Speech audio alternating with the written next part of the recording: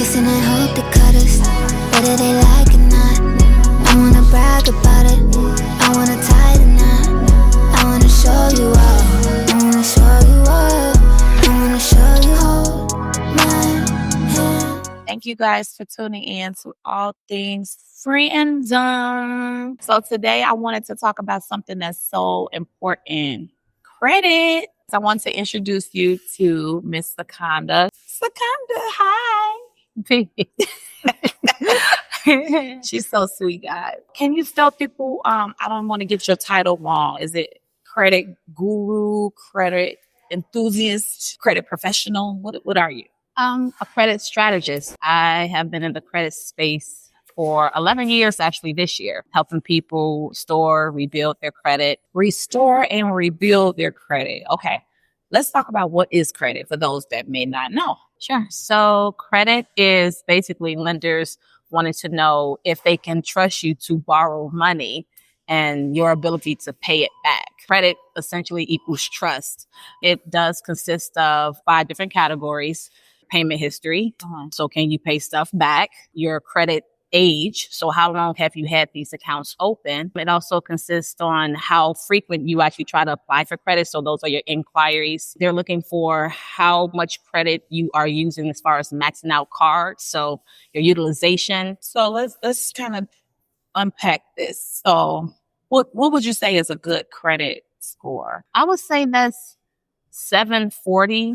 If you have a 740, that's deemed a good score. However, I've seen people that has 740 scores and still get denied. But if we are looking at scores, 740 in the 700s, that's a good start. The range starts, I think, 350? Yep, 300, and it goes up to 850. So that means that we have 550 points to play with. Okay. Out of those 550 points, as I mentioned, those 5 categories, your payment history is going to be the biggest component that, again, lenders are really looking at. Your payment history is worth 192.5 points out of that 550. So that's a big chunk, right? So that's like if you have a credit card, pay at least the minimum by the due date. What is the statement date?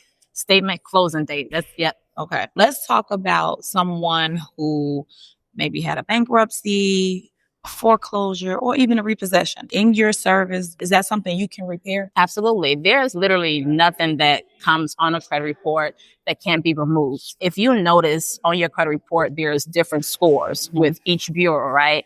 And typically that means that some information is being reported inaccurate.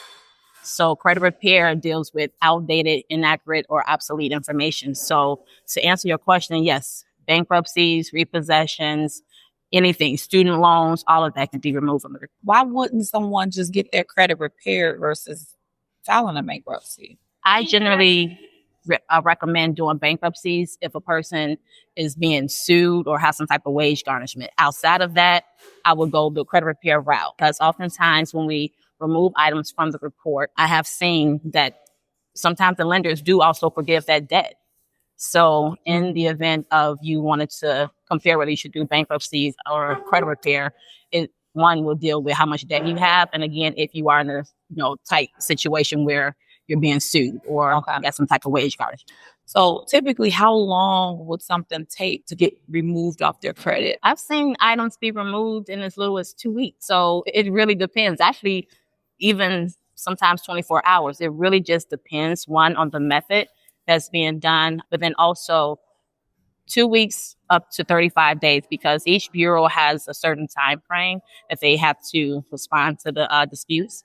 So give or take 0 from the time that you start up to 35 days. That's good. Why is it important to have good credit? Well, having good credit positions you to be able to borrow money instead of coming out your own pocket.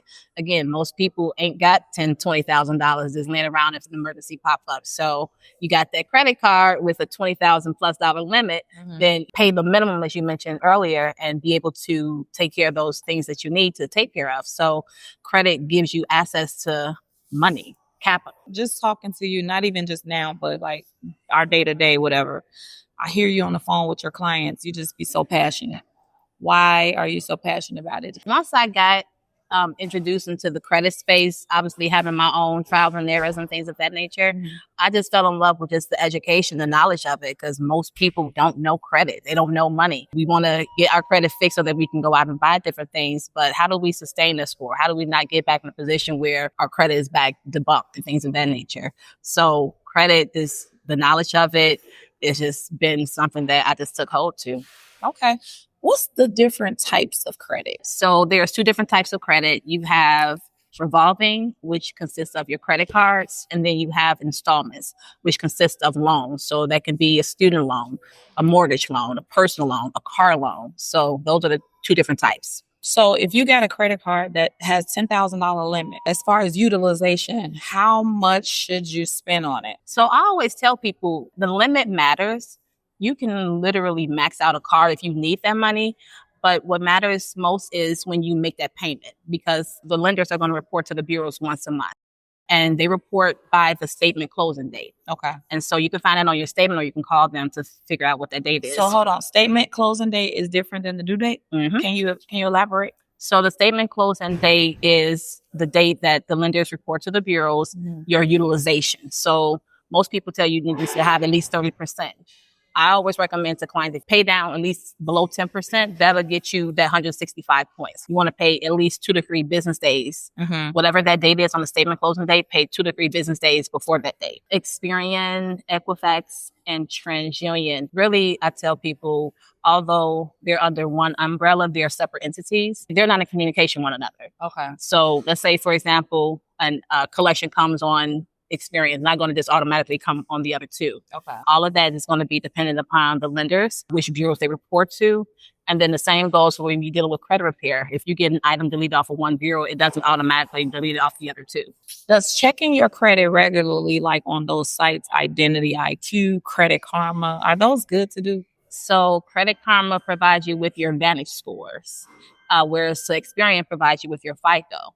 There's a ton of different score models out there. So if you want to know what the lenders are going to be looking at, I will always go off of the FICO scores. Vantage scores, not a lot of lenders use them, just a few. Do you recommend someone getting like a secure credit card versus, a regular one? I would recommend secure cards if you have a thin file. Thin file meaning that you don't have a lot of items on your report, like as far as open accounts. If your score is low, and you got derogatory or negative items, collections, charge-off, late payments, those type of things, and you're in the process of repairing your credit, the secure cards can help you build your credit. So, like, after you repair their credit, they have to rebuild it. I always recommend to do it simultaneously. You know how you see on TikTok, there's so many credit fixers. How can they be aware of, like, red flags? Like, how can we spot a person that really think they know what they're doing when it comes to credit repair? I always go to reviews. I want to know what have other people's experience been with the company. Good, yeah. That's very important. The other thing is we all have gut instinct. You will know, you'll feel if a person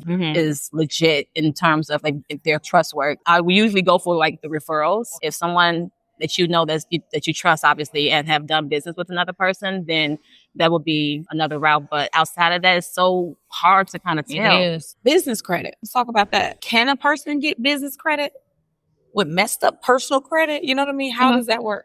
There's very few lenders that it's going to lend to you if your personal credit is not where it needs to be. But there are some that will go just based off your EIN number, as long as you have at least 3 month statements showing that your business have been generating capital. And then you have minimally a 580 credit score, which is not bad. 580 is not bad. So there are some companies. Okay. But primarily when it comes to the business credit, lenders are looking at your personal credit. They need to know, because your business, oftentimes people don't have a lot of history on their business. So they want to know that personal guarantor side. Right.